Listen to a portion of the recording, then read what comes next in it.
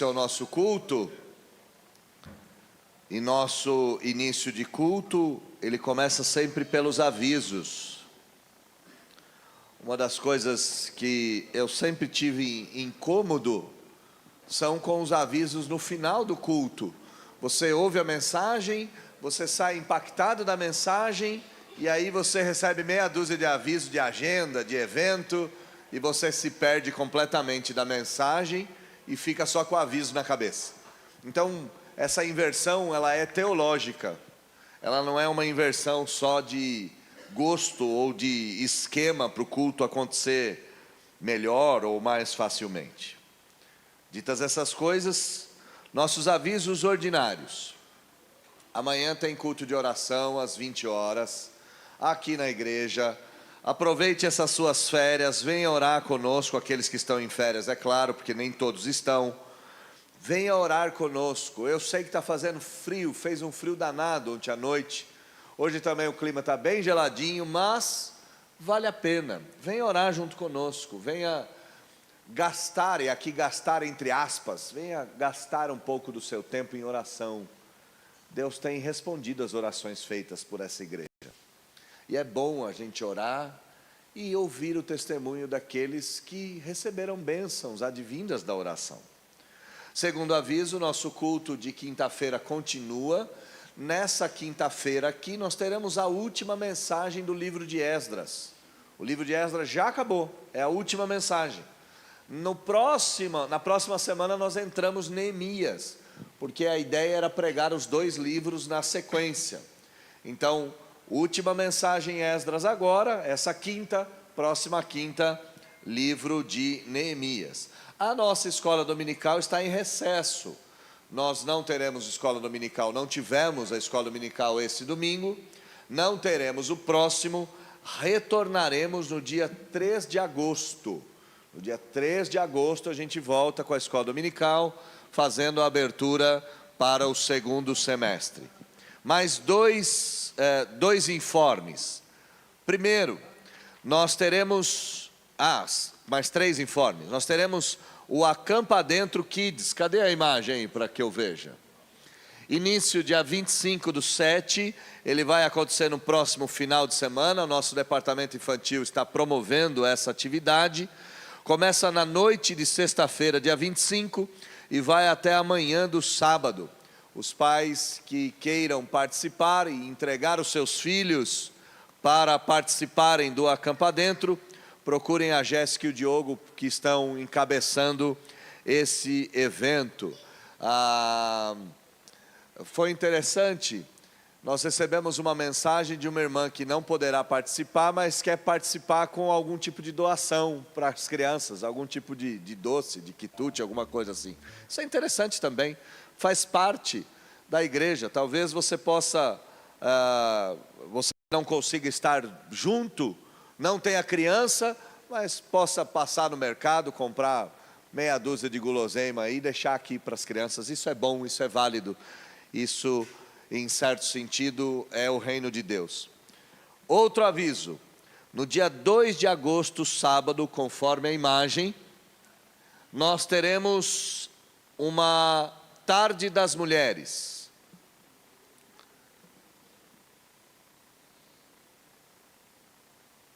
Eu não entendi. É a partir dos 13 anos? Não. Dos 13? Uau! Louvado seja Deus, né, meus irmãos? Porque as meninas casavam com 14, né, com 15, já eram mulheres formadas, feitas, né? Geração tardia nossa.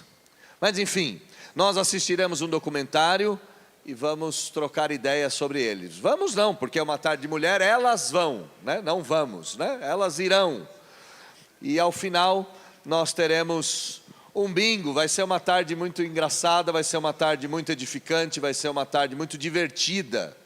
Então venha participar conosco. Além da edificação, de ensinar sobre feminilidade, nós teremos um tempo de comunhão. Procure a Luana ou a Dulce. Luana está aqui, cadê a Dulce? Dulce está com o Ramon, chega daqui a pouco. Último aviso, nosso congresso de música e adoração, Elevar. Volta lá, por favor. O tema desse documentário é a face oculta do feminismo. Algo que assola as mulheres e destrói a feminilidade. Assunto mais importante que esse, eu não consigo enxergar para o público feminino. Eu não consigo enxergar assunto mais urgente do que combater a herança feminista e a agenda feminista que avança, inclusive, sobre a igreja.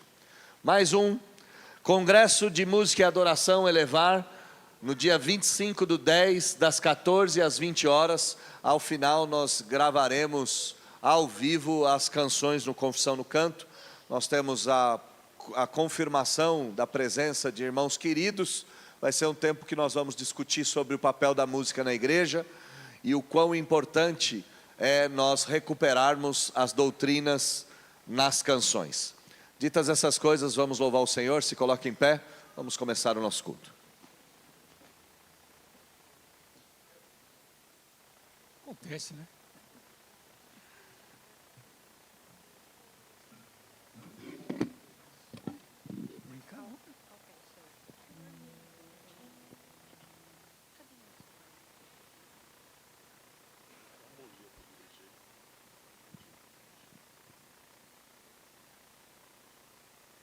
Bom dia, igreja, tudo bem?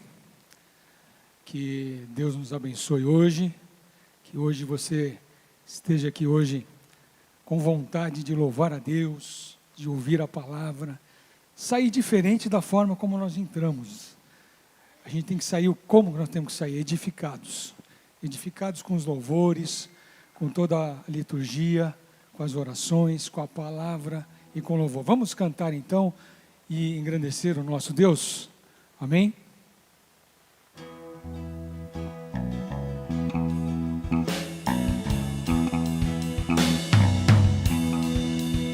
Autoridade da Escritura Sagrada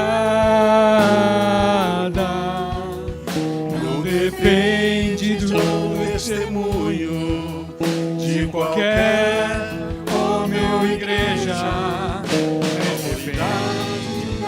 Escritura Sagrada não depende do testemunho de qualquer homem ou igreja, mas depende só de Deus, que é o seu autor. Mas depende só de Deus, que é o seu autor.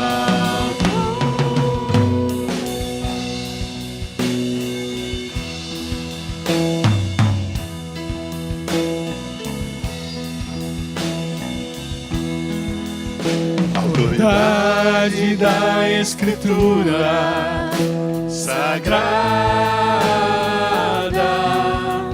não depende do testemunho de qualquer homem ou igreja, mas depende só de Deus, que é o seu autor. Mas depende só de Deus, que é o seu autor. Ele é a mesma verdade, tem portanto de ser recebida, crida e obedecida, porque é a palavra de Deus. Ele é a mesma verdade, tem portanto de ser recebida, crida e obedecida, porque é a palavra de Deus, porque é a palavra de Deus, porque é a palavra de Deus.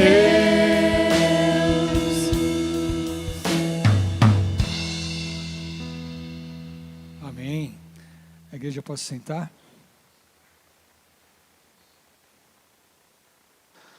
Vamos abrir as nossas Bíblias lá na carta que Paulo escreveu aos Colossenses, capítulo de número 1, versículo de número 15 até o versículo de número 18. Colossenses, capítulo 1,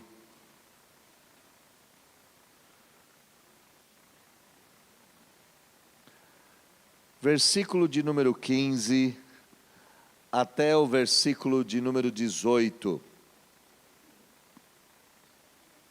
Vamos fazer essa leitura juntos, a uma só voz. E depois de fazermos essa leitura, nós cantaremos Colossenses 1 como nossa oração, em forma de oração. Nós leremos o texto e já emendaremos o cântico, e esse cântico será a nossa oração cantada. Vamos ler juntos? Vamos colocar de pé, a gente lê juntos, e aí a gente avança para o louvor, para cantarmos a uma só voz. Colossenses capítulo 1, versículo de número 15 até o 18. Leiamos a uma só voz. Este é a imagem do Deus invisível, o primogênito de toda a criação, pois nele foram criadas todas as coisas, nos céus e sobre a terra, as visíveis e as invisíveis, sejam tronos, sejam soberanias, quer principados, quer potestades. Tudo foi criado por meio dele e para ele. Ele é antes de todas as coisas, nele tudo subsiste. Ele é a cabeça do corpo, da igreja. Ele é o princípio, o primogênito de entre os mortos, para em todas as coisas ter a primazia. Vamos cantar a Ele, vamos cantar a esse Jesus, vamos louvar a esse Jesus que é grandiosíssimo, que é magnífico, que é digno de receber toda a honra, toda a glória e todo o louvor. Louvemos ao Senhor.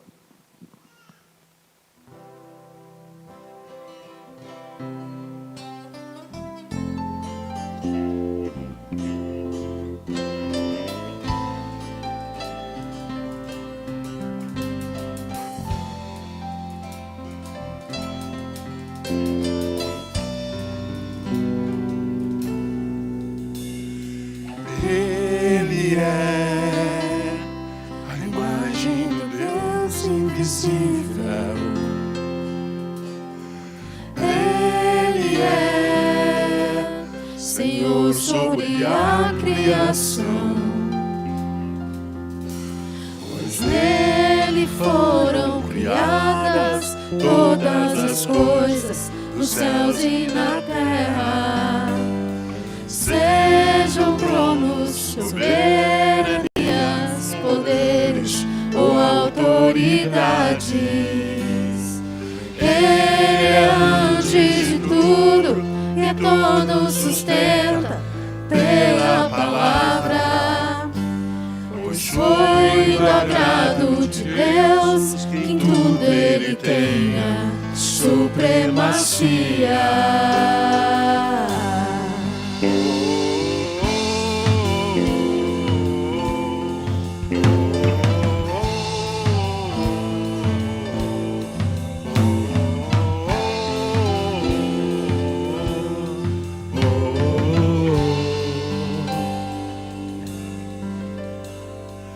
Ele é o resplendor da glória do Pai. Ele é a exata expressão do seu ser, pois nele foram criadas todas as coisas, nos céus e na terra. Sejam tronos, soberanias, poderes ou autoridades. Ele é antes de tudo e a todos sustenta pela palavra. Pois foi o agrado de Deus que em tudo ele tenha supremacia.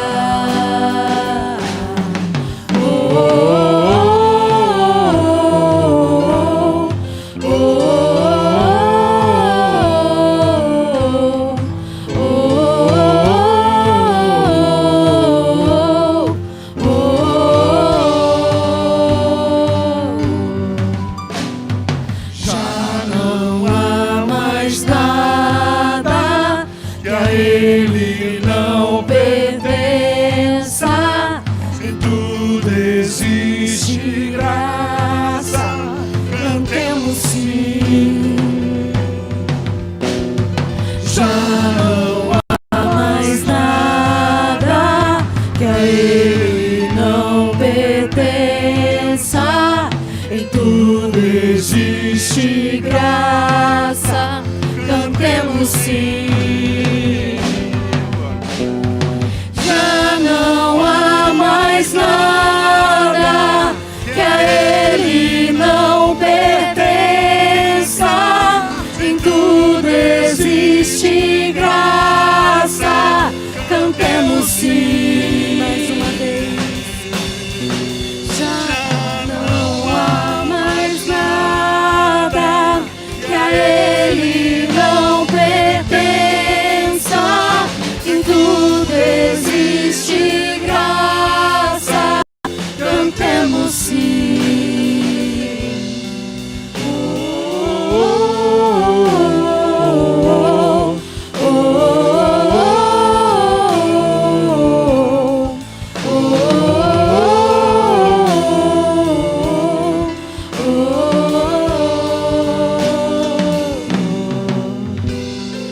Ele é.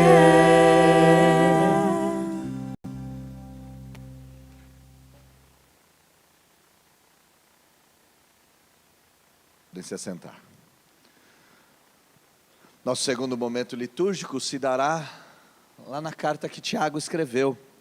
E gostaria de te convidar a abrir a sua Bíblia em Tiago, capítulo de número 4, versículo de número 8 a 10.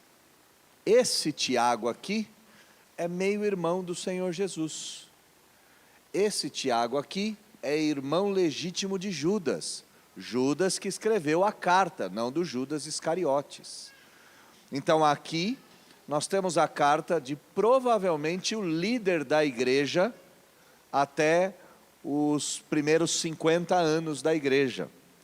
Tiago escreve uma carta fabulosa de instrução, e essa carta de instrução tem servido até hoje para direcionar a verdadeira fé, o verdadeiro significado de comunhão, entre outras coisas. Mas o meu texto aqui é Tiago 4, do 8 a 10. Esse é um texto de convocação. Esse é um texto em que Tiago vai chamar a igreja para uma necessidade urgente, para uma necessidade premente. O texto diz: chegai-vos a Deus, e Ele se chegará a vós outros.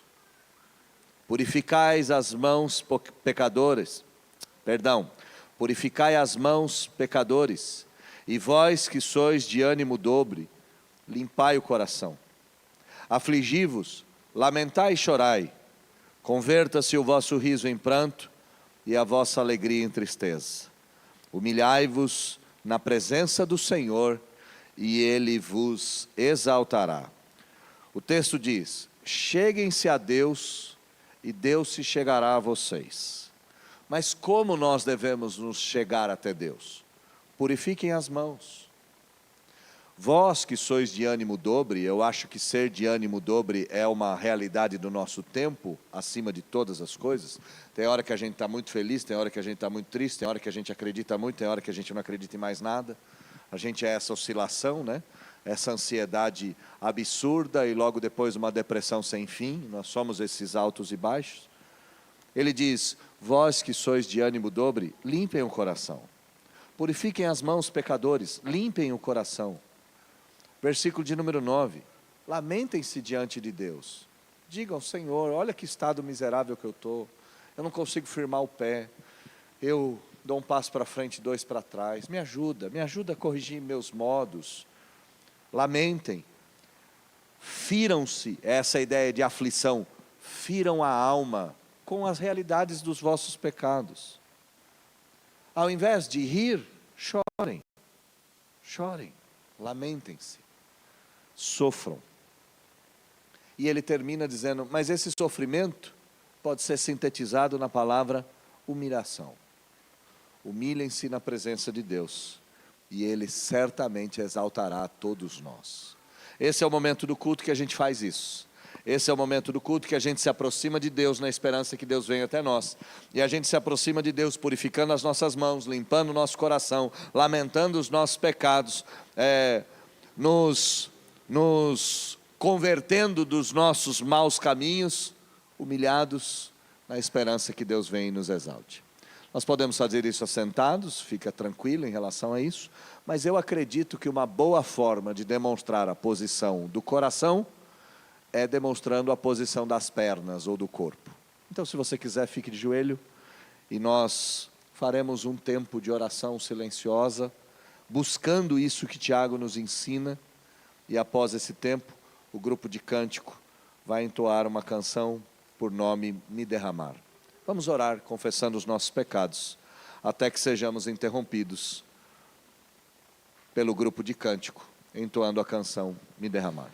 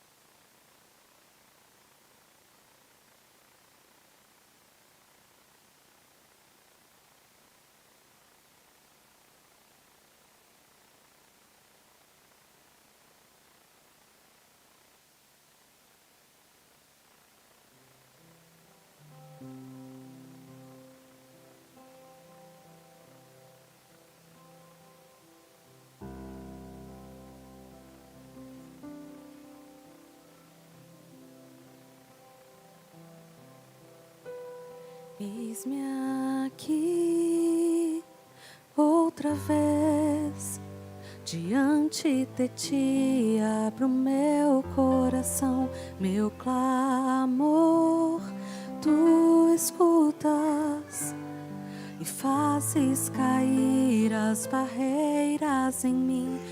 Este é o Senhor e dizes palavras de amor, esperança sem fim ao sentir a tua graça. Por tua bondade libertas meu ser no calor deste lugar.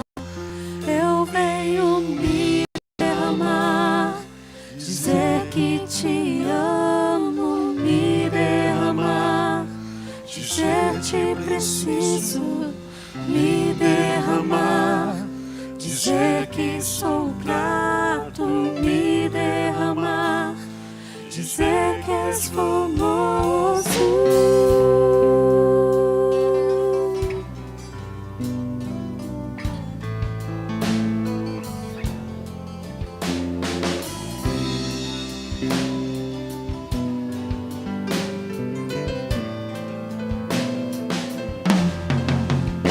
Eis-me aqui outra vez, diante de ti abro meu coração, meu clamor tu escutas e fazes cair as barreiras em mim.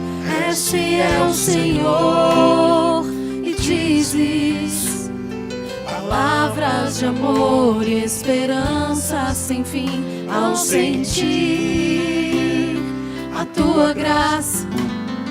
Por tua bondade libertas meu ser no calor deste lugar.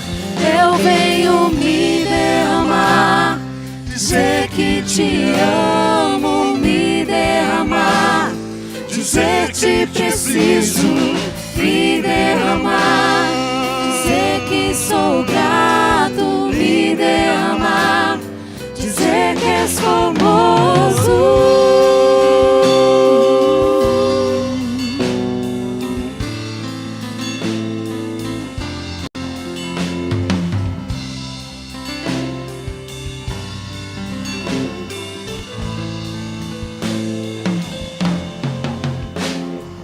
Me derramar, dizer que sou grato,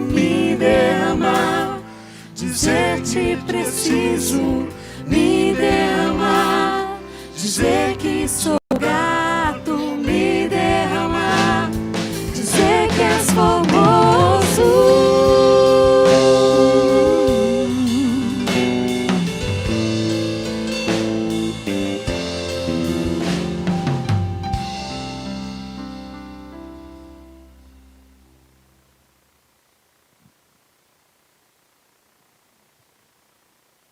Nosso último momento, eu te convido a se colocar de pé e abrir a sua Bíblia lá na carta que Paulo escreveu aos Efésios. Toda a nossa liturgia ficou no Novo Testamento.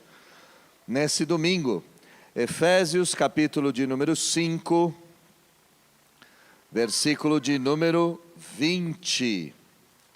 Nós vamos ler juntos esse versículo. Esse é o momento do culto onde a gente agradece ao Senhor.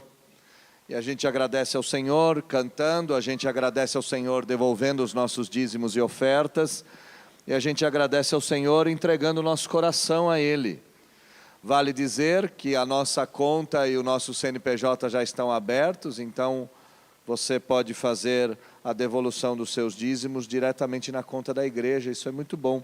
Em breve nós vamos marcar uma assembleia de prestação de contas para mostrarmos para onde foram os recursos depositados nessa igreja desde o final do ano passado até o mês passado, ou metade desse mês.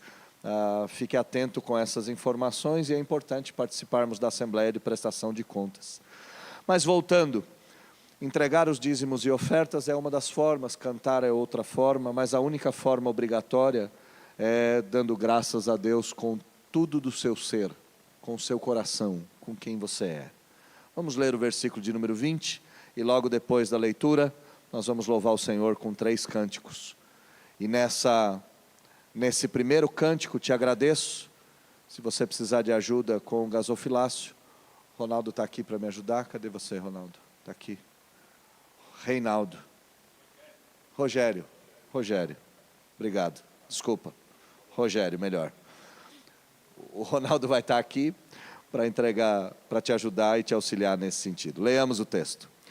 Dando sempre graças por tudo a nosso Deus e Pai, em nome do nosso Senhor Jesus Cristo. Vamos ler mais uma vez? Em alto e bom som. Dando sempre graças por tudo a nosso Deus e Pai, em nome do nosso Senhor Jesus Cristo. Vamos louvar o Senhor.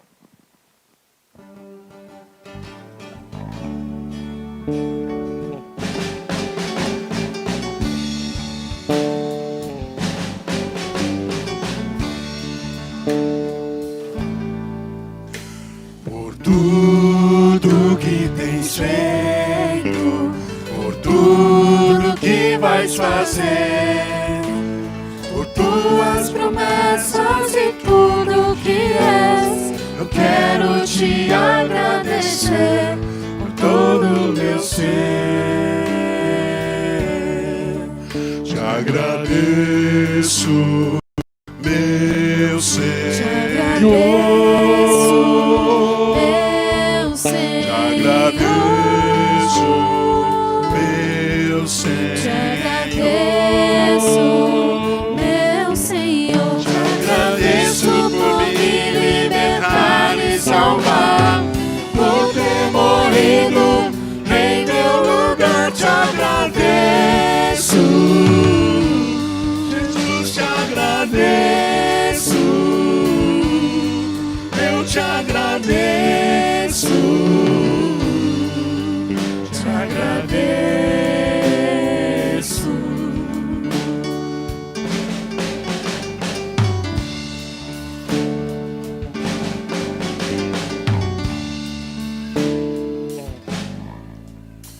Por tudo que tens feito, por tudo que vais fazer, por tuas promessas e tudo que és, eu quero te agradecer com todo o meu ser. Te agradeço, meu Te Senhor. agradeço, meu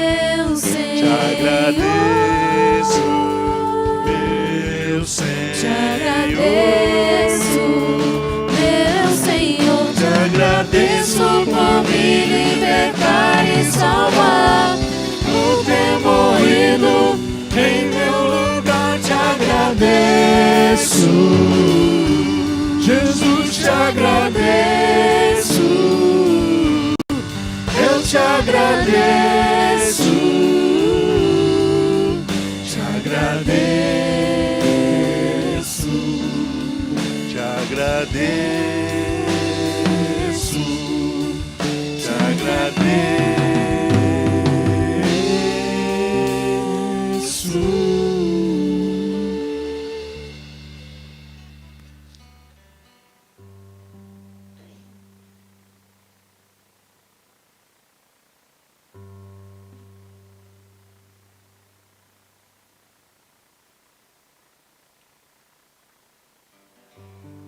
Meu violão parou aqui. Vamos lá.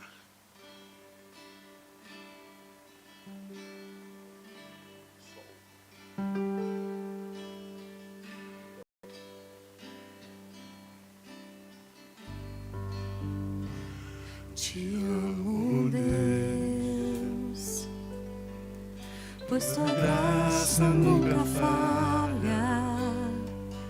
O meu viver está seguro em tuas mãos.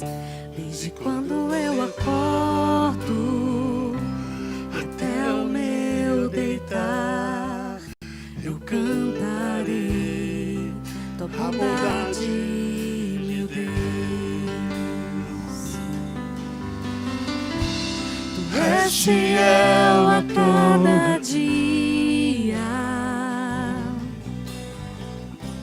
em todo tempo tu és bom pra mim. Com todo o fôlego que tenho, eu cantarei tua bondade, meu Deus. Com tua voz, Muito obrigado, hein? tu me guias pelo fogo, na escuridão, tu jamais me abandonas. Tu és meu Pai amado e amigo tão leal. Eu vivo por tua bondade, meu Deus. Tu és fiel. Tu és fiel a cada dia, em todo tempo tu és bom pra mim. Com todo fôlego que tenho, eu cantarei da bondade, meu Deus. Mais uma vez, tu és fiel. Tu és fiel a cada dia, em todo tempo tu és bom pra mim. Com todo fôlego que tenho, eu cantarei a bondade, meu Deus. Tua bondade me alcançou, meu Deus. Tua bondade me alcançou, meu Deus. Eu entrego a ti tudo que há em mim, vem me governar. Tua bondade me alcançou, meu Deus. Tu és fiel a cada dia, em todo tempo tu és bom pra mim. Com todo fôlego que tenho, eu cantarei tua bondade, meu Deus. Eu cantarei tua bondade, meu Deus.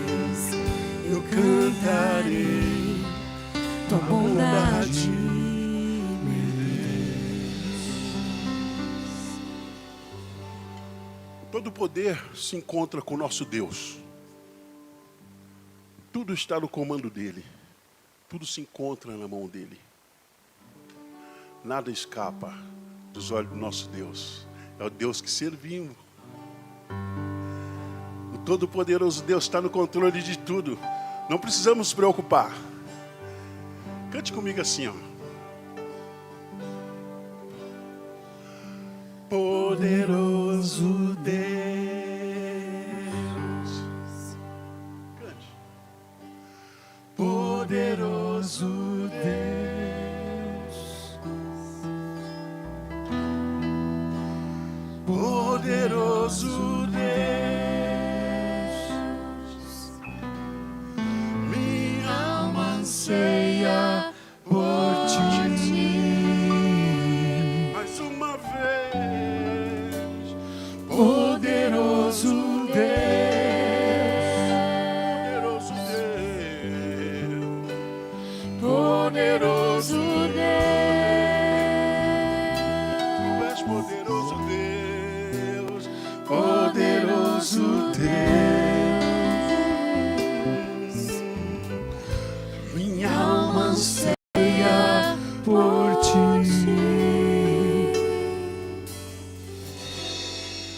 Ao que está assentado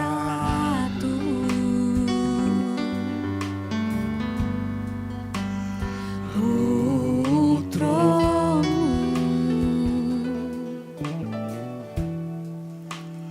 e ao Cordeiro seja o louvor. ao que está assentado No trono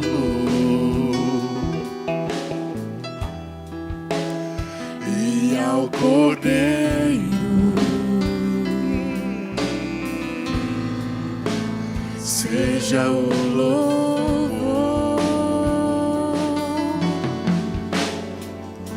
seja a honra, seja a glória, seja o domínio pelos séculos dos séculos, seja a honra, seja a honra, seja a glória, seja o domínio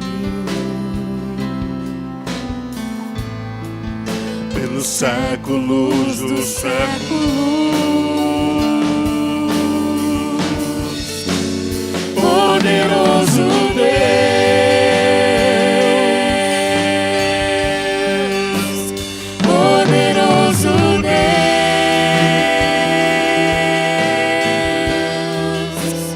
poderoso Deus, minha alma anseia por ti, poderoso Deus, Poderoso Deus, poderoso Deus, poderoso Deus, poderoso Deus, minha alma anseia por ti. Minha alma anseia por ti. Minha alma anseia por ti. Minha alma anseia por ti, meu Deus. Minha alma anseia por ti. Poderoso Deus. Poderoso Deus.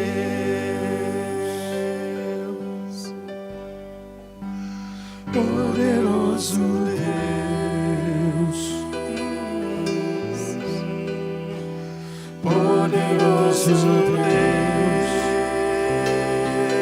Deus, minha alma anseia por ti, Senhor. Poderoso Deus, poderoso Deus,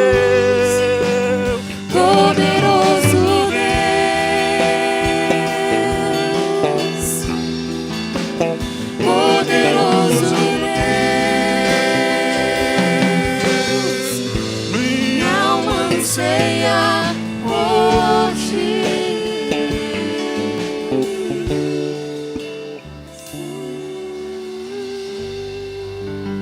Deus, que saudade que nós temos de Ti, Deus. A nossa alma, Deus, ela está angustiada. Nós estamos com saudade da glória. Nós aguardamos Seu Filho Jesus Cristo ansiosamente voltar e resgatar Sua noiva dessa terra. Nós aguardamos, Deus, ansiosamente, Deus.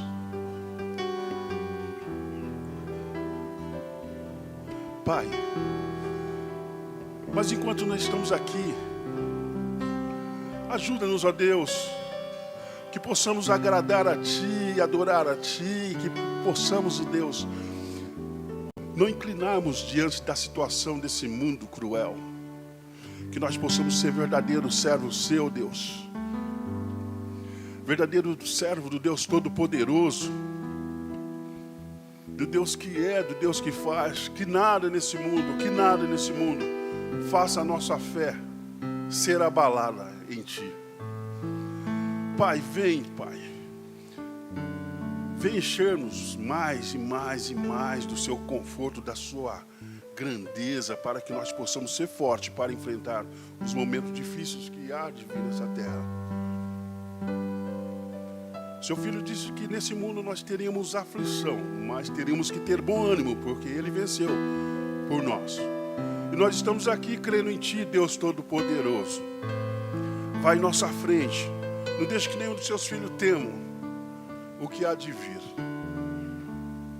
porque nós somos fortes em Ti e cremos em Ti, Deus.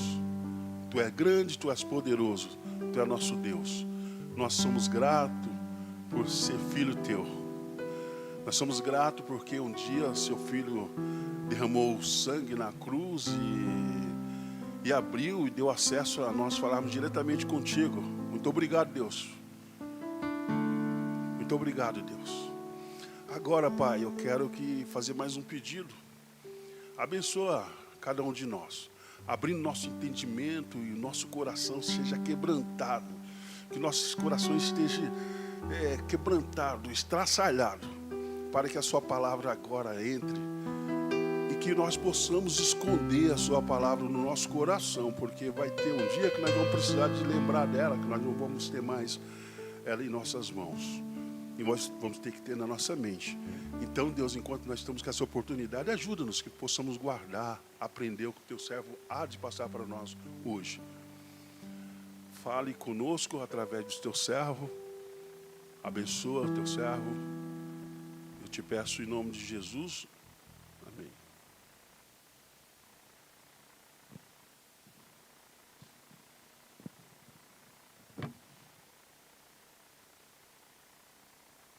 Muito bom. Vamos abrir as nossas Bíblias no Evangelho de Jesus Cristo.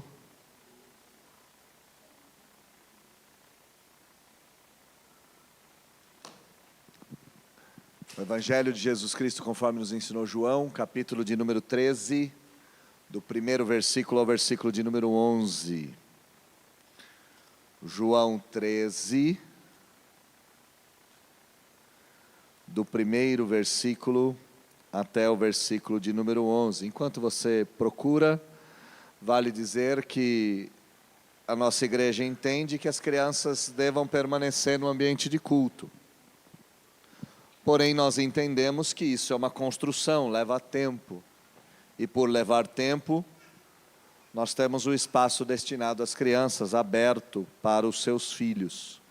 Fica a seu critério levá-los até a sala ou deixá-los aqui no ambiente de culto.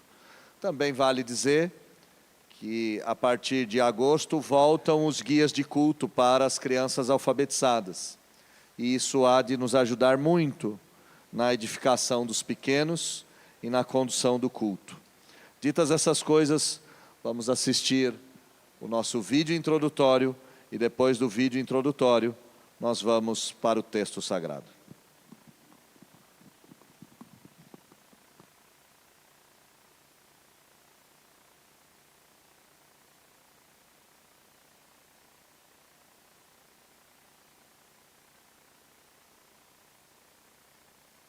Jesus, o Verbo que se fez carne e habitou entre nós. Em suas páginas, somos convidados a um banquete espiritual, onde a água se transforma em vinho, os cegos enxergam, os mortos ressuscitam e a luz dissipa as trevas. Através dos 7 sinais milagrosos, João nos revela a divindade de Jesus, o Messias prometido. Mas João vai além dos milagres. Ele nos leva ao coração do Evangelho, revelando o amor incondicional de Deus, que entregou o seu único Filho, para que todo aquele que nele crê não pereça, mas tenha a vida eterna. Somos chamados a amá-lo e a guardar seus mandamentos, a fim de experimentarmos a verdadeira alegria e a paz que o mundo não pode dar. Em Cristo, a vida eterna. Uma jornada profunda pelo Evangelho de João.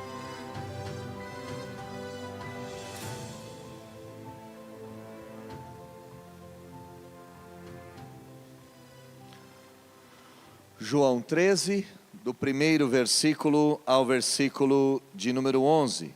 Está escrito assim na palavra do Senhor. Ora, antes da festa da Páscoa, sabendo Jesus que era chegada a sua hora de passar deste mundo para o Pai, tendo amado os seus que estavam no mundo, amou-os até o fim. Durante a ceia, tendo já o diabo posto no coração de Judas Iscariotes, filho de Simão, que traísse a Jesus, e sabendo este que o Pai tudo confiara às suas mãos, e que ele viera de Deus, e voltava para Deus, levantou-se da ceia, tirou a vestimenta de cima, e tomando uma toalha, cingiu-se com ela. Depois, deitou água na bacia, e passou a lavar os pés aos discípulos, e a enxugar-lhes, com a toalha com que estava cingido. Aproximou-se, pois, de Simão Pedro, e este lhe disse: Senhor, tu me lavas os pés a mim? Respondeu-lhe Jesus: O que eu faço não o sabes agora, compreendê-lo-ás depois. Disse-lhe Pedro: Nunca me lavarás os pés. Respondeu-lhe Jesus: Se eu não te lavar, não tens parte comigo. Então Pedro lhe pediu: Senhor, não somente os pés, mas também as mãos e a cabeça. Declarou-lhe Jesus: Quem já se banhou não necessita de lavar senão os pés. Quanto ao mais, está tudo limpo. Ora, vós estáis limpos, mas não todos, pois ele sabia quem era o traidor. Foi por isso que disse: nem todos estáis limpos. Vamos orar mais uma vez? E depois nós vamos para o texto. Senhor, nós pedimos que o Senhor venha falar conosco e que nós apreendamos as verdades da sua palavra e do seu reino de forma eficaz. Nos ensine conforme o texto sagrado e nos permita crescermos na graça e no conhecimento do Senhor, a fim de vivermos uma vida que agrada ao Senhor, que glorifica o seu nome e que impacta outras vidas. O grande objetivo de pedirmos que o Senhor nos transforme é para te adorarmos como convém e vivermos de forma que lhe agrade. Então, Senhor, tome-me em tuas mãos, me ajuda os meus irmãos a entenderem o texto e que o Senhor fale conosco de maneira leve, de maneira clara, a fim de que todos nós entendamos o recado de Deus para nós nessa manhã. Oramos em nome de Jesus. Amém. Existe uma frase de C.S. Lewis que combinou muito bem com esse texto, com esse início de sermão. E a frase é: a humildade não é pensar menos de si, mas pensar menos em si. Vou repetir. A humildade não é pensar menos de si, mas pensar menos em si. Tem gente que se acha a menor pessoa, e isso não é humildade. Humildade não é pensar menos de si, se diminuindo. Humildade é pensar menos em si mesmo e mais no próximo. O que você faria se você tivesse 24 horas de vida? Em quem você pensaria? O que você faria? Quem seria o objeto, o alvo do seu pensamento? Você pensaria somente em si ou pensaria em outras pessoas? Colocaria essas outras pessoas em primeiro lugar? E por que eu começo esse sermão perguntando o que você faria se você tivesse 24 horas de vida? Ora, porque aqui são as últimas horas de vida do Senhor Jesus. Não são as últimas 24 horas, é verdade. Mas a partir do capítulo de número 13, Jesus está entrando nos seus últimos momentos de vida aqui na terra. Muita gente, se tivesse só 24 horas de vida, reuniria a família, realizaria o último desejo, visitaria um lugar marcante. Mas e Jesus? Jesus, nos seus últimos momentos de vida, se levanta da mesa, tira o manto, pega uma toalha e começa a lavar os pés dos discípulos. O que temos diante dos nossos olhos aqui é que o Verbo eterno, o Criador do mundo, está ajoelhado diante de criaturas frágeis. E foi interessante a escolha dos louvores, porque nós cantamos a bondade de Deus, e essa bondade diz que Deus nos seguirá. E logo depois nós cantamos que Deus é poderoso. Como é que a gente conjuga essas duas coisas? Bom, o texto está tratando exatamente disso. Jesus, o Todo-Poderoso, o Criador dos céus e da terra, a segunda pessoa da Trindade, está com uma bacia nas mãos, com os olhos cheios de amor, com as mãos cheias de poeira. E o que ele está fazendo? Ele está lavando os pés sujos de cada um dos seus discípulos. Nessa cena está Deus, não só falando de amor, mas encarnando esse amor de forma desconcertante. Que amor é esse? Que grandeza é essa? A sala está cheia de sentimentos dos mais diversos. Judas já tinha sido tomado pela traição.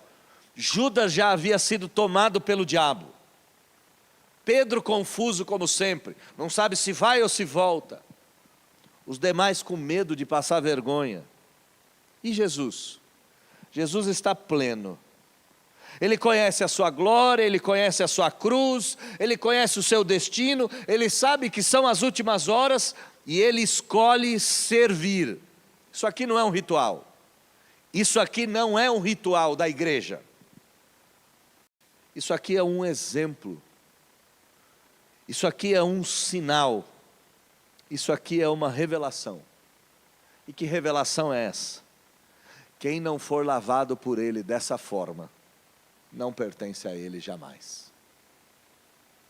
O título do meu sermão é A Toalha, a Bacia e o Reino, quando o amor se ajoelha. Foi o título que eu mais gostei de dar até hoje num sermão meu. A toalha, a bacia e o reino, quando o amor se ajoelha. No último sermão nós ouvimos um eco de juízo. A luz havia brilhado, os homens rejeitaram a luz. Jesus vai proferir o seu último discurso público. E no último discurso público ele vai dizer: aquele que me rejeita e não recebe as minhas palavras, tem quem o julgue. A própria palavra que eu tenho proferido, esta palavra será o juiz dessas pessoas. Jesus estava encerrando no capítulo de número 12 o seu ministério às multidões, mas não estava encerrando ainda o seu ministério. Agora Jesus volta-se totalmente para os seus. O cenário aqui muda radicalmente. Jesus não está mais no templo, Jesus não está mais diante das multidões, Jesus está no cenáculo. Começam as últimas horas de Jesus, começa o momento de entrega, começa o momento da glória, começa o momento do amor. E nesse início, Deus vai dramatizar o Evangelho, Deus vai filmar o Evangelho, Deus vai encenar o Evangelho. E o que é o Evangelho? Ora, o santo ajoelhado diante dos sujos para purificá-los. O palco está todo montado aqui. A toalha está presa na cintura de Jesus, e nós somos convidados a olhar esse gesto, mas principalmente a ouvir a voz: se eu não te lavar, não tem parte comigo. Diante desse gesto, João vai decidir começar a descrever o ato, não com o ato em si, mas com o coração de Jesus. Como é que Jesus estava se sentindo? Como é que Jesus estava agindo? O que estava motivando Jesus? João não começa com o lava-pés, começa com o coração que ama. Olha comigo o versículo 1. Sabendo Jesus que era chegada,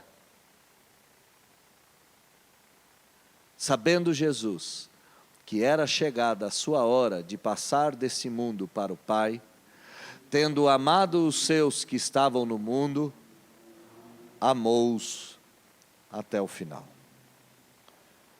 Era Páscoa, diz o início do texto. Era o início da Páscoa. Sabendo Jesus que essa era a última Páscoa dele, provavelmente a quarta do ministério dele, o que Jesus faz?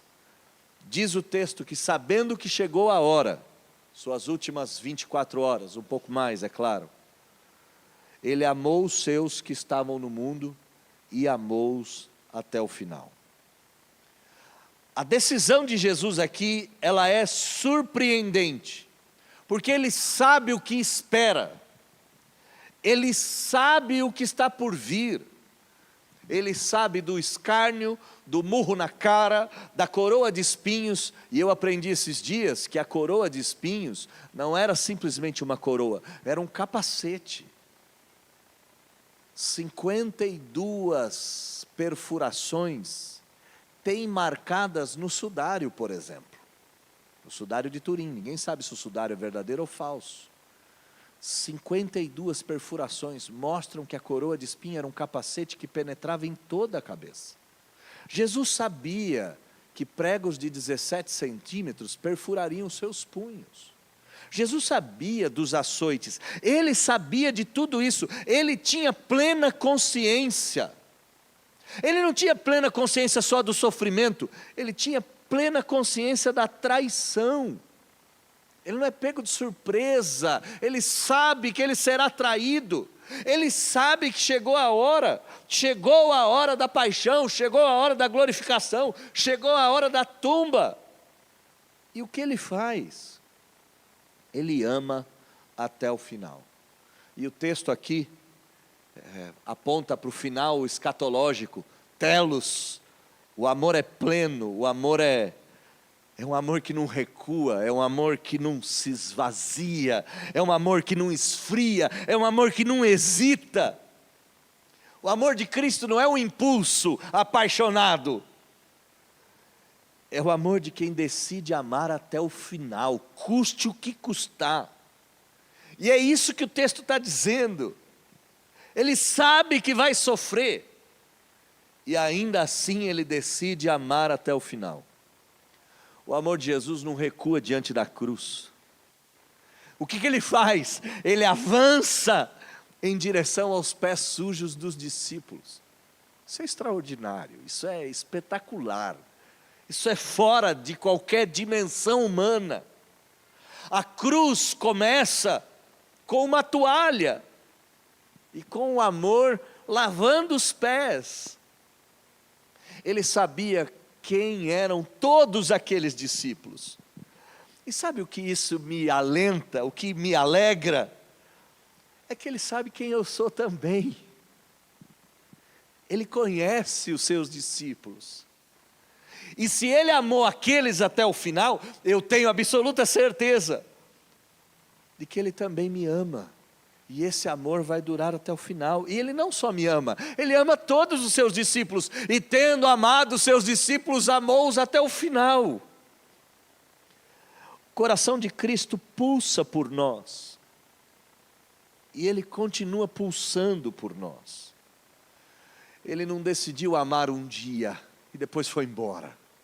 Ele decidiu constantemente, ardentemente, fielmente amar cada um de nós.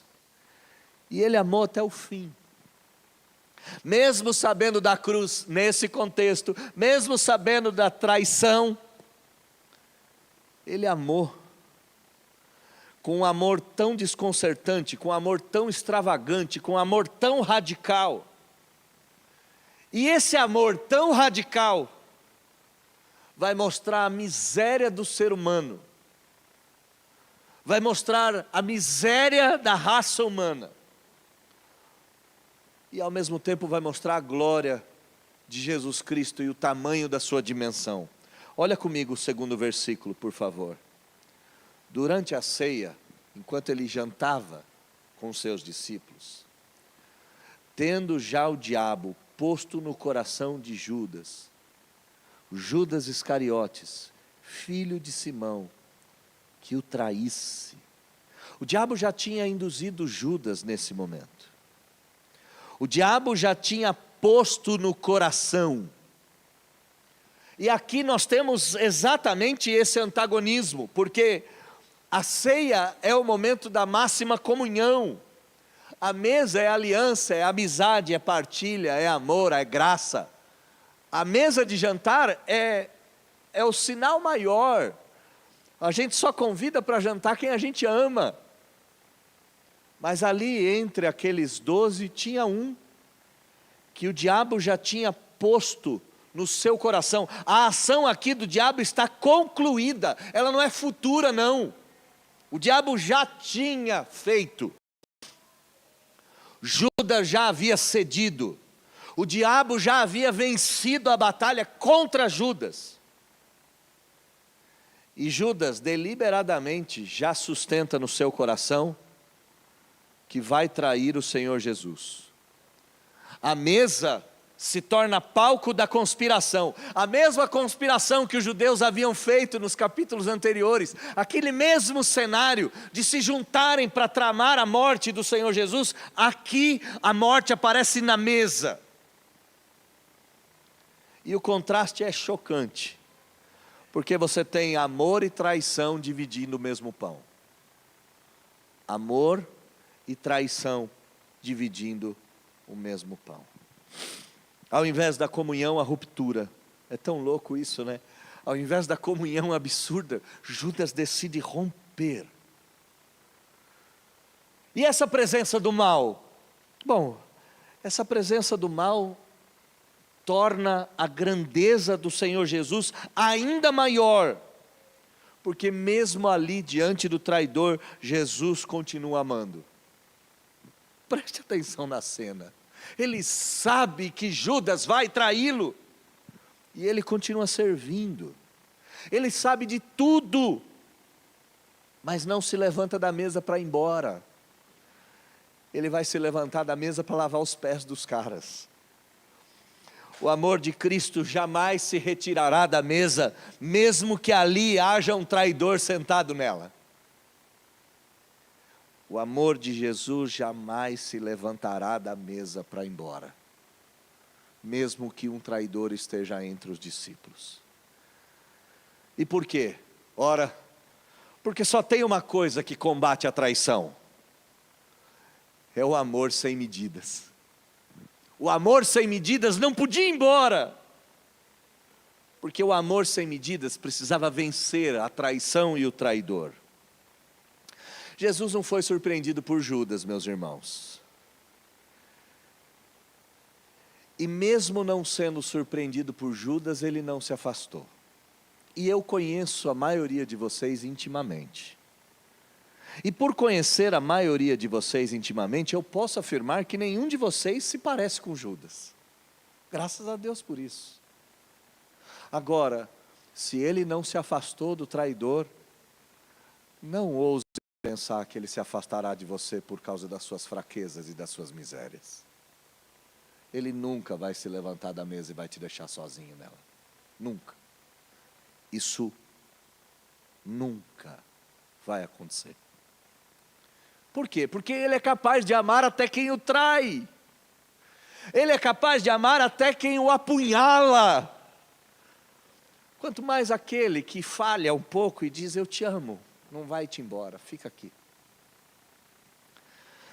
Mesmo com a presença do mal, Jesus não se desvia do seu propósito. A narrativa vai mudar o foco radicalmente agora. Vai sair da intenção de Judas e vai para a intenção de Jesus.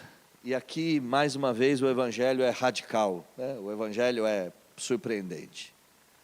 Porque vai começar o texto dizendo que ele tem tudo nas suas mãos. Olha o versículo de número 3. É importantíssimo, esses 3 primeiros versículos aqui dão todo o cenário da nossa história. Olha o versículo 3. Sabendo Jesus que o Pai tudo confiara em suas mãos, e que ele viera de Deus e voltava para Deus. O que estava nas mãos de Jesus? O que ele sabia que estava nas mãos? Bom, ele sabia, ele tinha o conhecimento pleno. Ele tinha o conhecimento pleno de que o Pai já tinha dado toda a autoridade nas mãos dele. As mãos de Jesus aqui governam as estrelas. Toda a autoridade está nas mãos dele. Ele tem todo o poder ali, todo o poder está concentrado nas mãos dele. E o que ele faz? Ele podia soltar raios, né? Ele podia reverter a rotação da terra, ele podia exterminar a raça humana, ele podia. Mas ao invés de fazer qualquer uma dessas coisas, ele escolhe servir. O Deus exaltado, porque todo o poder está nas mãos de Jesus, ele está sendo exaltado. O Deus exaltado se curva. Jesus nos ensina uma das maiores verdades da humanidade. Só quem é grande é capaz de se inclinar. Só quem é gigante é capaz de se dobrar. Quem é pequeno não se dobra, porque é pequeno por natureza. E Jesus, sendo gigantesco, se inclina. E como é interessante, que todo o poder está nas mãos dele, a glória toda está nas mãos dele, e ele resolve se vestir de toalha. Ele não se veste do arco-íris nesse momento, ele não se veste dos seres angelicais, ele não se veste de trovões, ele não se veste de estrelas, de majestades, de sóis. Ele poderia ter todo esse poder do cosmos nele. João vai nos dar aqui uma janela que vê a eternidade e a realidade juntos. A majestade de Jesus é a majestade mais humilde que existe. E não é à toa que o grande rei tinha que nascer numa manjedoura. Tinha que ser assim. Porque o grande rei aqui lava os pés dos discípulos. Homens frágeis, homens falhos. O poder de Jesus não o afastou da bacia, conduziu ele a ela. É extraordinário isso. O poder de Jesus levou Jesus até a bacia de água. E nesse sentido, o seu serviço não nasceu de nenhuma insegurança. Jesus não ficou com medo, ele sabia exatamente quem ele era. Ele sabia que ele tinha vindo do Pai e para o Pai voltava. É o que diz o texto. Aqui está o coração do Evangelho, meus irmãos. Nesse texto, se você entender esse texto, você entendeu o coração do Evangelho. O Evangelho é: o Rei eterno, por amor, resolveu assumir o papel de servo para salvar pecadores miseráveis como eu e você. E esse Deus continua salvando, esse Deus continua agindo, esse Deus continua se inclinando. E veja como é paradoxal, como é estranho. Nós, seres humanos que não temos tanto poder, temos um pouquinho de autoridade, um pouquinho de influência, um pouquinho de domínio.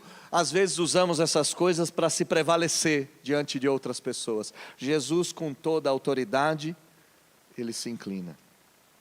Esse é um exemplo de liderança que a gente deve seguir. Se você exerce qualquer tipo de liderança, pelo amor de Deus, não tenha medo de se curvar.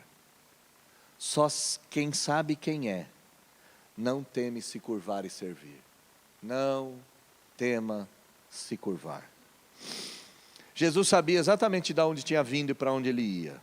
E ainda assim, ele se levanta, não para exercer um poder mágico, ele se levanta para lavar os pés. E aqui a teologia ganha rosto, ganha mãos, ganha formas, ganha contornos. Olha comigo o versículo de número 4 e 5. Levantou-se da ceia, tirou a vestimenta de cima, e tomando uma toalha, cingiu-se com ela.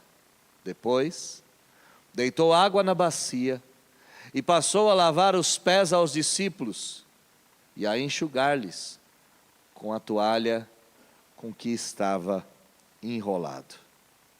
Toda a autoridade nas mãos e o rei com a toalha nos lombos. João, com uma calma absurda aqui, dá os detalhes. Ele nos faz assistir a cena inteira. Ele percebe que o teatro da graça não tem pressa. Tudo está acontecendo de maneira cadenciada. Cada ação aqui é intencional. A primeira coisa que Jesus faz é se despir. A segunda coisa é se humilhar. Vestindo a toalhinha, ele se humilha. Vestindo a toalhinha sobre o seu ventre, ele se humilha. Então a humilhação o leva até se abaixar. E assim que ele abaixa, ele toca os pés dos discípulos, ainda empoeirados. E então ele começa a pegar água da bacia e levar até os pés, e esfregar aqueles pés. E assim que os pés estão limpos, ele tira a toalha do seu corpo e limpa, enxuga. Ele se levanta para descer. Ele tira as vestes para se esvaziar. Essa vestimenta de toalha, coloca Jesus como escravo doméstico mais inferior. Se existia alguma inferioridade em termos da escravidão, e a escravidão era comum naquela época, o escravo que lavava os pés era o pior dos escravos, era o mais inferior, era o menos digno. E aquele que tem todo o poder, o Deus encarnado, pega a bacia nas mãos e purifica os pés. As mãos que criaram o universo estão limpando os dedos sujos. Aqui o serviço é completo. O Logos eterno, ajoelhado diante das suas escrituras, das suas criaturas, demonstrando o nível do amor. Sabe, meus irmãos, esse mesmo amor a gente vai ver na cruz. Só que a cruz vai fazer de forma cósmica. A cruz vai atingir séculos, vai atingir pessoas antes e depois de Cristo. Mas o lava-pés é pessoal. O lava-pés mostra que apesar da morte de Jesus ter sido universal, não que Jesus salvou a todos, mas que a morte de Jesus está disponível para todos. O lava-pés mostra que esse amor é individual. Mostra que esse amor é pessoal. E esse mesmo Jesus que lavou os pés daqueles homens, Ele é o mesmo Jesus que continua nos limpando com as próprias mãos. É tão estranho para nós, porque nós vivemos num mundo que valoriza status. Nós vivemos num mundo que valoriza posição. Jesus valoriza a toalha e a bacia na mão. Ele não é um mestre que exige que seus discípulos tragam tesouros para Ele. Ele é um mestre que serve. Que serve. Quando a gente olha para esse texto, a gente tem que se perguntar: o que tem nos impedido para servir as pessoas que nós amamos de forma tão radical como essa? O que nos impede de fazer isso, meu Deus do céu? Ego, autoridade, domínio. A humildade de Cristo aqui não é um exemplo apenas, é uma denúncia ao nosso orgulho. Às vezes o nosso orgulho nos impede de amar alguém até o final. Eu vou amar, eu vou fazer, eu vou rebaixar, depois a pessoa vai pisar no meu pescoço. Que bobagem de pensamento. Jesus vai se rebaixar e vai lavar os pés, e isso vai provocar mais uma vez a raça humana. Agora, não mais com Judas, agora com Pedro. E Pedro é a voz de todos, né? E como sendo a voz de todos,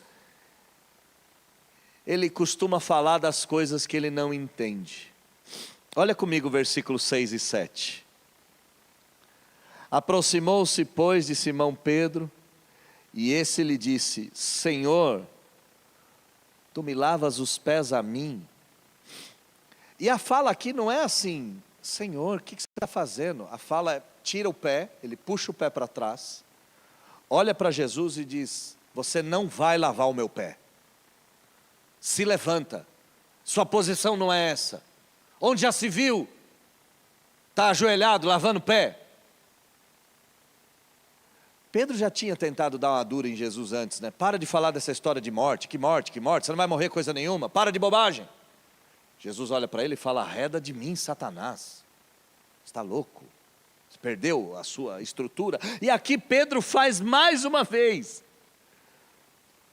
ele diz: não se rebaixa, não se dobre. E a resposta de Jesus é tão simples: o que eu faço agora você não entende, você vai compreender depois. O que eu faço agora você não é capaz de compreender. Porque o que Pedro não entende é que para sermos limpos de verdade, o Senhor tem que se curvar. Porque a graça de Deus, ela começa com o constrangimento de quem? Do Salvador. A graça de Deus é o constrangimento do Salvador que vem até esse mundo para nos salvar. Pedro ama o Mestre, Pedro nunca deixou de amar Jesus, Pedro sempre amou Jesus, mas ele não suporta ver Jesus na posição de servo, ele resiste, e a gente às vezes resiste a isso, porque o Deus ajoelhado é mais escandaloso do que o Deus crucificado.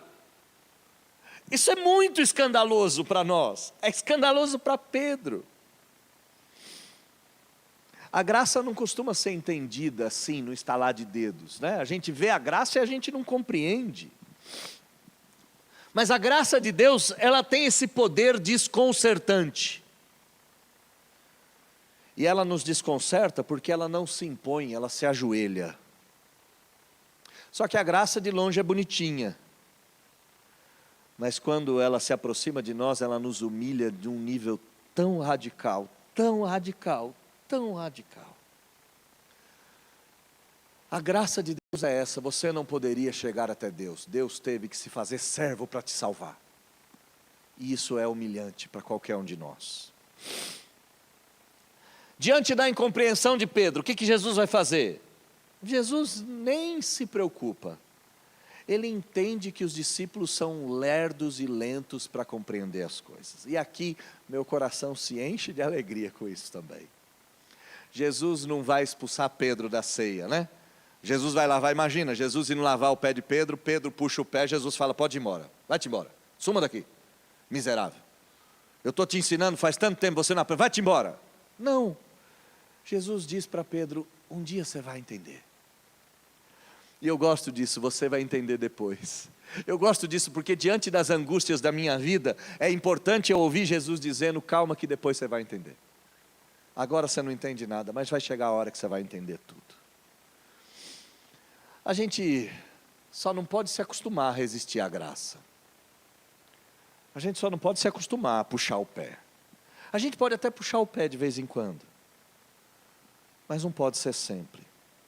Porque ser discípulo de Jesus é aceitar o escândalo da graça, mesmo quando ela nos quebra por dentro. A maior barreira de sermos lavados por Cristo não é a impureza dos nossos pecados, mas é a altivez do nosso coração. É lá que mora o perigo, é aqui que mora o perigo, não é na sujeira do pecado. Mas Jesus não cede, Jesus não muda. Ele vai responder com uma palavra muito firme: se eu não te lavar, não tens parte comigo. Versículo de número 8. Disse-lhe Pedro, nunca me lavarás os pés. Pedro. Respondeu-lhe Jesus, se eu não te lavar os pés, você não tem parte comigo. Pedro, seu problema não é essa grandeza espiritual, não. Você está sendo orgulhoso, você está resistindo ao Evangelho, você está resistindo à graça. Quando Pedro brada, nunca me lavarás os pés, é como se ele dissesse, não ouse tocar em mim. E Jesus vai dizer claramente, eu tenho que te tocar, eu tenho que pegar nos seus pés. Se eu não tocar nos seus pés, você não tem parte comigo. E ter parte com Cristo não é simplesmente segui-lo. Ter parte com Cristo é ter comunhão com Ele, é estar unido a Ele, é estar amando Ele e sendo amado por Ele. A salvação aqui, meus irmãos, não é conquistada, ela é recebida. E quem rejeita o Cristo, rejeita a salvação. Quem não dá o pé para o Senhor, rejeita a salvação. O que Jesus está fazendo aqui com Pedro? Jesus está exigindo que o coração de Pedro se renda. É como se ele dissesse, se entrega, pelo amor de Deus. Para de brigar, para de resistir, para de ter o seu jeito de me desenhar. Pedro sempre tentou desenhar o Cristo de acordo com a cabeça dele. Aqui Jesus diz, deixa eu ser o Deus que você precisa. Não me imponha ser o Deus que você quer. E aqui, meus amados, é uma acusação direta para nós. Porque quanto mais eu quiser, ou você, ou nós, quisermos controlar a nossa salvação, mais longe dela nós estaremos. Quanto mais a gente disser não, mais longe dele nós estaremos. A comunhão com Cristo começa com um coração submisso, que diz, venha, faz o que quiser, fique à vontade. Quando Jesus puxa a orelha de Pedro, e aqui Jesus puxa a orelha de Pedro mesmo, né? Se eu não te lavar, você não tem parte comigo, você vai para o inferno. Pedro vai mudar o tom, e como um exagerado de natureza, ele vai exagerar na resposta. Ele vai dizer, me lava inteiro. Mas ele não precisava dessa lavagem corpórea, sabe? Ele precisava dessa lavagem individual. Olha comigo o versículo de número 9 até o versículo de número 11. E nós já estamos caminhando para o finalzinho do sermão. Então Pedro lhe pediu, Senhor, não somente os pés, mas também as mãos e a cabeça. Agora me dá um banho, Jesus. Me lava inteiro, é o que ele diz. Tá bom, já que você quer o pé, toma o corpo todo. Declarou-lhe Jesus, quem já se banhou não necessita de lavar senão os pés. Quanto ao resto do corpo, você já está limpo. Você está limpo, Pedro. Não todos, não todos. Tem um aqui no nosso meio que está bem sujo. Versículo de número 11, João vai dar essa notinha de rodapé, pois ele sabia quem era o traidor. Foi por isso que disse, nem todos estás limpos. Pedro vai exagerar. Pedro é a versão antiga da canção do Cazuza. Ele é exagerado em tudo. E Jesus vai responder que ele não precisa desse exagero. Quem já se banhou, quem já se limpou, quem já se purificou, quem já foi justificado, quem já aceitou, não precisa de outra salvação. Jesus não está falando aqui de um novo batismo, é mais ou menos isso que Pedro entende. Então me batiza de novo. Não, Jesus não está falando de purificação ritual, não. Jesus está dizendo, Pedro, você já foi lavado e remido pelo sangue do Cordeiro, você já foi justificado, você já foi salvo, você é um eleito, você não precisa desses banhos regulares. A única coisa que você precisa é manter os seus pés limpos na caminhada. Essa é a diferença entre ser salvo e se santificar. Aqui está a diferença entre ser salvo e santificação. Pedro, o que você precisa é limpar os pés. Eu lembro de um rap cristão, de um rap gospel, que chamava A Graça da Garça. E contava que a graça, sendo branca, andando nos pântanos, ainda tem a capacidade de não se sujar. E é interessante, porque a graça anda na lama e não suja suas penas brancas. E é isso que Jesus está ensinando, você já foi salvo. Você só precisa manter os seus pezinhos limpos. Você só precisa manter os seus pés limpos. Você só precisa ser santo. E para você ser santo, você precisa ser tão humilde quanto eu sou. Dá aqui o pé, deixa eu te lavar. É isso que Jesus está fazendo. Jesus está explicando que justificação e santificação são duas coisas diferentes. A santificação é essa limpeza contínua. A santificação é essa limpeza diária, lavando os pezinhos, as mãos, o rosto. Mas a justificação é esse banho que a gente já recebeu. A justificação já limpou o nosso coração. A justificação já nos fez nova criatura. A santificação limpa só os passos. A santificação limpa a caminhada. E Jesus está dizendo, eu só preciso limpar o seu pé. E nós temos gente aqui que não foi salva, é o que Jesus está dizendo. Tem um aqui que não foi um eleito. Tem um aqui que não foi justificado. Esse não adianta lavar os pés, porque o seu coração permanece em trevas. Jesus vai dizer claramente que para Judas não tem mais jeito, enquanto para todos os demais pecadores, uma lavagem de pés é suficiente para continuar a caminhada. Meus irmãos, se você já foi lavado por Cristo, você não precisa lavar o resto do seu corpo, só deixa Ele te santificar lavando os seus pés para você continuar a caminhar. Esse Salvador que lava os nossos pés é o mesmo que derrama o seu sangue. E ser limpo por Cristo não é evitar o pecado, não. Ser limpo por Cristo é quando pecarmos, nos deixarmos ser confrontados pela palavra. Se você está na mesa de Jesus, você está limpo. Agora o que você precisa é só de santidade.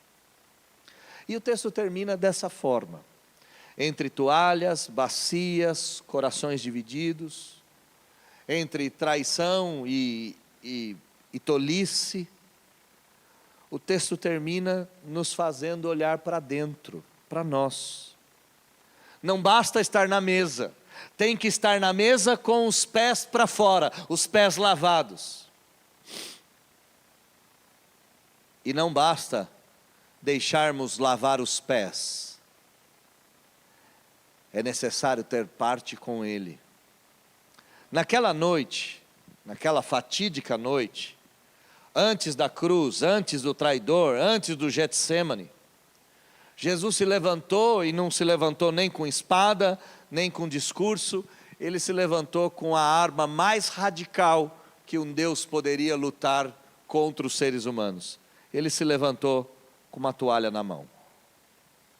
E então, de pé com uma toalha, Ele se ajoelhou, Ele lavou os pés, mesmo conhecendo cada um deles, mesmo conhecendo os medos, as falhas, as negações, mesmo assim, Ele amou até o final.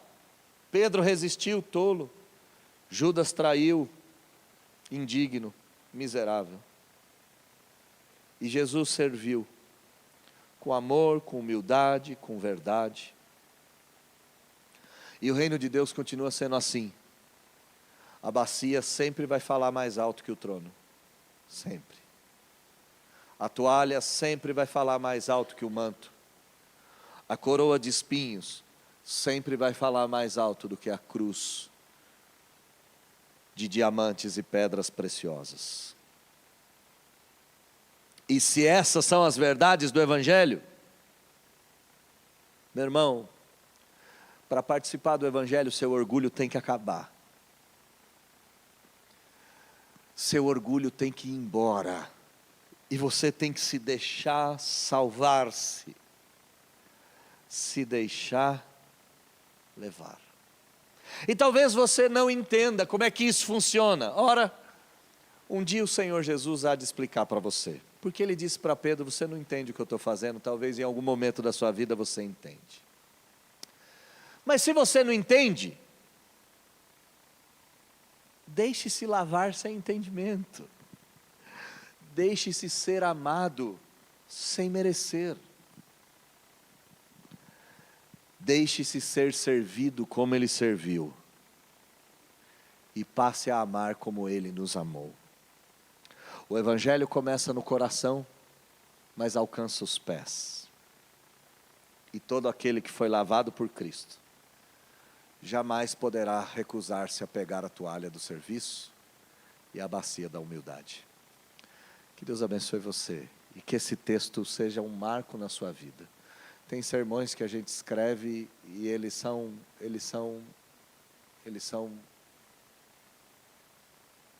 fazem um sentido que outros não fizeram dessa forma. Esse foi um sermão que, ao escrever, meu orgulho foi ferido, foi traído, minha altivez foi estraçalhada, e a única coisa que eu vi foi o Todo-Poderoso Deus me amando até o final. Que esse seja o mesmo sentimento que você tem ao ouvir esse sermão e a ler esse texto de hoje em diante.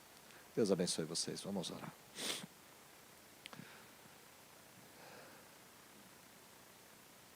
Como é que pode um Deus lavar os pés sujos, as unhas encardidas, os dedos nojentos de homens pecadores como nós? Como é que pode isso acontecer? Como é que isso é possível? Como é que isso é inteligível? Como é que isso é compreendido? Senhor, eu não compreendo isso.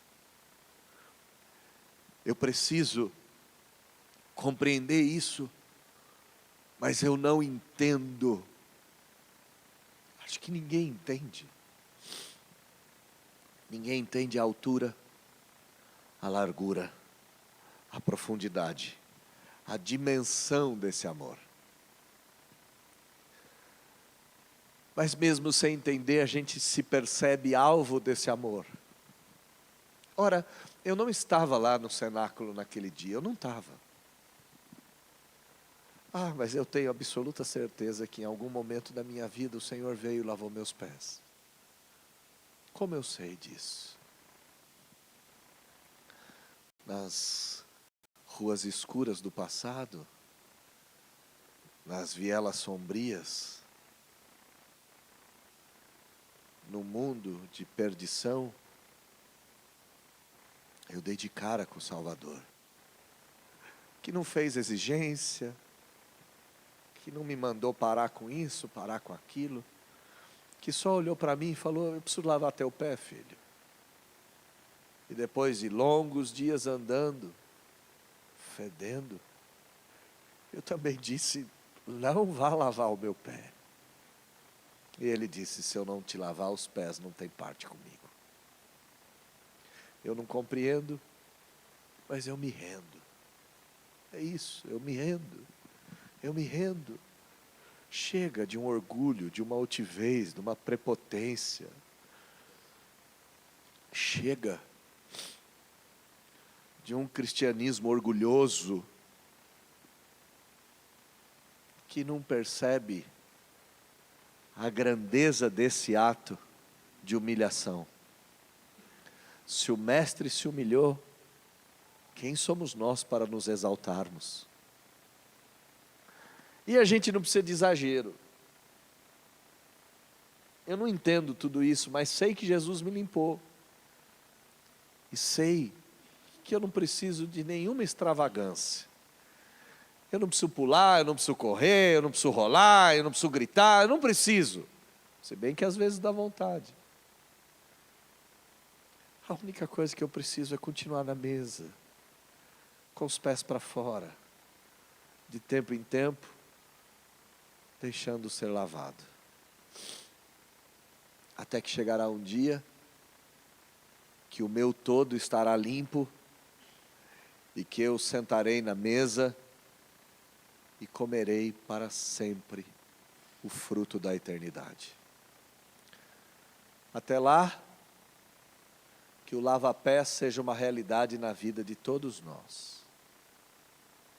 E que esse texto, que não é um ritual, seja o Evangelho encarnado, pregado e vivido por cada membro dessa igreja, daqui por diante, até a volta de Jesus. E é essa oração que eu faço. Muito obrigado por um texto tão grande como esse. Muito obrigado por uma humildade tão radical como essa. Te amamos, Senhor, mesmo sem saber como te amar. Te amamos. Oramos em nome de Jesus. Amém. Se coloque em pé, vamos orar. Vamos receber a bênção. E depois de recebermos a bênção, está encerrado.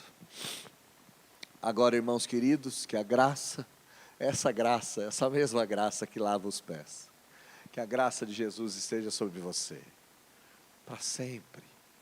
Que o amor do Pai, que justifica pecadores, seja visível na sua vida.